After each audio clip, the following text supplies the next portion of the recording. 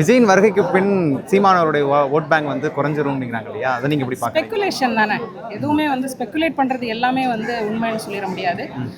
அந்த அரசியல் நமக்கு தேவையா அப்படிங்கிற ஒரு கேள்வி இருக்கு இல்லையா? ரசிகராக இருக்கலாம். நான் கூட விஜயோட ரசிகர் தான்.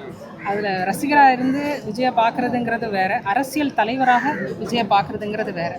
ஸோ அந்த ரெண்டு பார்வைக்கும் நிறைய வித்தியாசம் இருக்குது.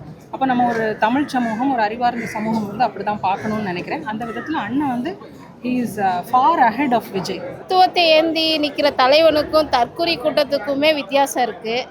அது விஜய் தற்குறி கூட்டம், இவர் தத்துவ கூட்டம். தத்துவத்தை நம்புகிறவங்க, அதை ஏற்கிறவங்க அதன் வழி செல்வாங்க. தற்குறி கூட்டங்கள்லாம் நாளை பின்ன அது மாற்றம் வரும். நான் இப்போ கூட அதான் சொன்னேன்.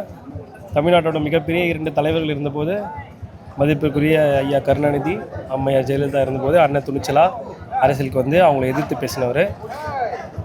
இப்போவும் தொடர்ந்து இத்தனை வருஷமாக இந்த 16 ஆண்டு வரப்போது, தேர்தல் சில 10 ஆண்டு வரப்போது அண்ணன் துணிச்சலாக ஆளுங்கட்சியாக இருந்தாலும் சரி, எதிர்கட்சியாக இருந்தாலும் சரி, எவ்வளோ பெரிய முதலமைச்சர் மகனாக இருந்தாலும் சரி, எவ்வளோ பெரிய ஆளாக இருந்தாலும் சரி, அண்ணன் வந்து உண்மையை பேசு உறக்க பேசுன்ற அந்த ஒரு வார்த்தைக்கு நாங்கள் எது தப்போ அதை எதிர்த்து பேசுவார், எது சரியோ அதை பேசுவார். யாருக்கும் அவர் பயப்பட மாட்டார்.